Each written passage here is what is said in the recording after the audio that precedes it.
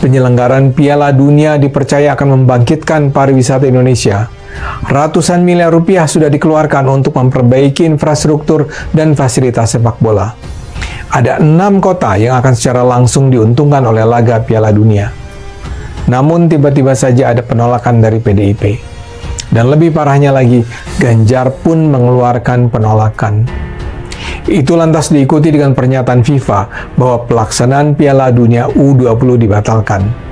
Mau tidak mau, telunjuk pun diarahkan pada PDIP dan terutama Ganjar. Pihak PDIP mati-matian membangun narasi bahwa penolakan tersebut dilandasi oleh banyak alasan.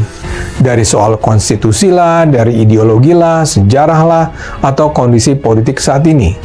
Bahkan dibangun narasi bahwa akan ada ancaman terorisme terhadap pelaksanaan Piala Dunia oleh kelompok-kelompok teroris. Tapi segenap narasi itu nampak mengada-ada. Indonesia sejak dulu kala tetap dipuja-puja bangsa. PDIP menginstruksikan Ganjar Pranowo untuk menolak kedatangan tim Israel ke Piala Dunia U20, dukungan terhadap Ganjar merosot tajam. Ini terlihat dari hasil survei Lembaga Survei Indonesia atau LSI yang terbaru. Ingat ya, ini bukan lembaga survei abal-abal. Hasil survei LSI bisa sangat dipercaya. Ada sejumlah temuan menarik dari survei yang dilakukan di seluruh Indonesia pada akhir Maret sampai awal April ini. LSI membandingkan hasil survei Februari dan Maret. Menurut LSI, suara dukungan terhadap PDIP menurun. Pada Februari masih 19,3%, sekarang sudah hanya 17,7%. Jadi ada penurunan sekitar 1,5%. Sementara Gerindra naik dari 10,9% menjadi 12,8%. Ini tentu saja peringatan penting bagi PDIP yang bertekad merebut suara minimal 20% pada pemilu 2024 ini. Tapi yang lebih parah adalah dukungan terhadap Ganjar Pranowo. LSI membandingkan hasil survei Februari dan Maret. Menurut LSI, suara dukungan terhadap PDIP menurun pada Februari. Masih 19,3%, sekarang sudah hanya 17,7%. Jadi ada penurunan sekitar 1,5%. Sementara Gerindra naik dari 10,9% menjadi 12,8%. Ini tentu saja peringatan penting bagi PDIP yang bertekad merebut suara minimal 20%. Dukungan terhadapnya tinggal 26,9%. Padahal sebulan sebelumnya, dukungan terhadap Ganjar masih berada pada angka 35%. Artinya penurunan 8%. Sementara yang naik adalah Prabowo Subianto. Pada Februari baru 26,7%, sekarang sudah 30,3%. Jadi naik sekitar 3,5%. Anies Baswedan juga naik moderat dari 24,0% pada Februari menjadi 25,3% pada akhir Maret. Jadi kalau pada berbagai survei sebelumnya Ganjar relatif konsisten berada selalu di peringkat tertinggi, kini dia tinggal menempati posisi nomor 2. Kalau pola ini bertahan terus sampai tahun depan, Ganjar akan kalah dari Prabowo dan bahkan mungkin juga dari Anies. Pertanyaannya, apa yang menyebabkan suara Ganjar merosot begitu tajam? Buat saya penjelasannya sederhana. Walau tidak ada pertanyaan spesifik mengenai hal itu, jelas Ganjar ditinggalkan pendukungnya karena penolakannya terhadap kehadiran Israel dalam Piala Dunia U20. Dan Ganjar mengeluarkan penolakan itu jelas karena instruksi PDIP. Sikap PDIP dan Ganjar itu memang sangat mengecewakan masyarakat penggemar sepak bola di Indonesia pada pemilu 2024 ini. Tapi yang lebih parah adalah dukungan terhadap Ganjar Pranowo, dukungan terhadapnya tinggal 26,9%.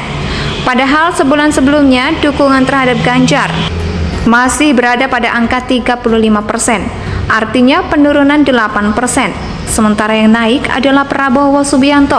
Pada Februari baru 26,7%. Sekarang sudah 30,3%. Jadi naik sekitar 3,5%. Anies Baswedan juga naik moderat dari 24,0% pada Februari menjadi 25,3%. Pada akhir Maret Instruksi Megawati agar PDIP menolak Israel itu keluar pada 13 Maret, menurut laporan Tempo. Itu artinya hanya 2 bulan sebelum Piala Dunia dilaksanakan. Masyarakat sudah sangat antusias membayangkan Indonesia menjadi tuan rumah Piala Dunia. Masyarakat sudah menunggu-nunggu kehadiran Timnas Junior Indonesia berlaga dalam acara besar itu. Penyelenggaraan Piala Dunia dipercaya akan membangkitkan pariwisata Indonesia.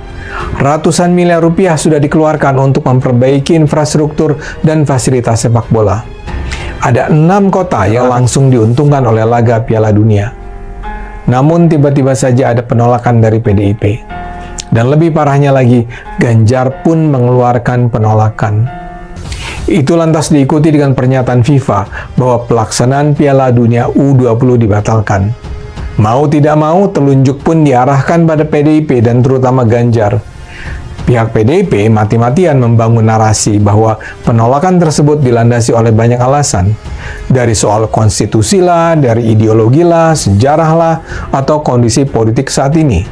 Bahkan dibangun narasi bahwa akan ada ancaman terorisme terhadap pelaksanaan Piala Dunia oleh kelompok-kelompok teroris. Tapi segenap narasi itu nampak mengada-ada. Sementara Ganjar berkeras bahwa penolakan itu dilandaskan pada amanat Bung Karno 70 tahun yang lalu. Jawaban-jawaban itu tidak diterima oleh akal sehat masyarakat. Survei LSI ini pun mengangkat soal pendapat masyarakat soal Israel. Ternyata 71% masyarakat alias mayoritas mutlak menganggap tidak masalah kalau Israel bertanding di Indonesia. 52% menganggap ini adalah sepak bola, bukan politik. Hampir 80% menganggap sepak bola seharusnya tidak dicampurkan dengan politik. Dan penting juga mencatat bahwa 64% warga menyayangkan penolakan yang terjadi sehingga FIFA membatalkan pelaksanaan Piala Dunia di Indonesia. Apa yang terjadi ini menurut saya merupakan pukulan yang sangat telak buat Ganjar. Saya sendiri adalah pendukung Ganjar. Saya adalah seorang anggota Dewan Pembina Relawan Pendukung Ganjar, Ganjarian Spartan. Sejak pertama kali Ganjar mengeluarkan penolakan atas Israel, sudah banyak pendukung Ganjar yang kaget dengan pernyataan itu. Ini mengejutkan karena karakter Ganjar sebenarnya tidak serasi dengan ucapannya itu. Ganjar memang Soekarnois, tapi masa sih sikap Bung Karno 70 tahun yang lalu yang dijadikan rujukan? Ganjar juga bukan tipe pemimpin yang cenderung anti-Israel. Kita harus ingat, betapapun kita bersimpati pada Palestina, tapi memusuhi Israel di segala bidang saat ini tidak akan berdampak positif apa-apa pada Palestina. Yang akan terjadi, ini justru akan semakin menyudutkan Palestina, atau juga mempersulit posisi Indonesia, bila diharapkan Indonesia dapat menjadi salah satu kekuatan penengah dalam konflik Israel-Palestina. Dan sangat mengherankan pernyataan Ganjar ini tiba-tiba saja muncul dalam 2 bulan sebelum acara berlangsung. Kenapa tidak lebih awal? Tidak mungkinlah Ganjar tidak menyadarinya. Karena itulah kalau mau dipikir hampir pasti Ganjar mengeluarkan penolakan itu atas dasar perintah PDIP. Lucunya dalam kasus Israel ini, mayoritas parpol memilih diam. PDIP jadinya bersama-sama PKS menjadi 2 partai politik yang menentang Israel. Sementara yang menyatakan mendukung kehadiran Israel agar Piala Dunia tetap terselenggara hanyalah PSI. Hanya PSI. Mungkin sekali parpol-parpol lain memilih untuk menunggu. Parpol-parpol lain berkalkulasi dulu apakah pilihan langkah mereka akan menguntungkan atau merugikan elektabilitas mereka dalam pemilu 2024. Jadi yang kokoh bertahan hanyalah PDIP dan PKS di satu kubu dan PSI di kubu yang lain. Mengapa PDIP menjadi nampak sedemikian ngotot menolak Israel? Itu pun tidak jelas. PDIP sudah terbukti berulang kali tidak mempersoalkan kehadiran Israel di Indonesia. Media memberitakan sudah ada begitu banyak event olahraga yang dihadiri atlet-atlet Israel di Indonesia. Tidak sekalipun PDIP bersuara. Bahkan tahun lalu, tak kurang dari Puan Maharani memimpin sidang Uni Parlemen Internasional di Bali, di mana Israel hadir sebagai peserta. Dan Puan sama sekali tidak keberatan. Jadi mengapa sekarang tiba-tiba saja PDIP menyatakan menolak kehadiran Israel? Dan alasan utama yang digunakan adalah amanat Bung Karno. Terkait dengan Ganjar juga mengherankan mengapa Ganjar semata yang mengeluarkan pernyataan penolakan Israel. Memang ada Wayan Koster, tapi dia hanyalah gubernur Bali yang daerahnya jadi salah satu venue pertandingan.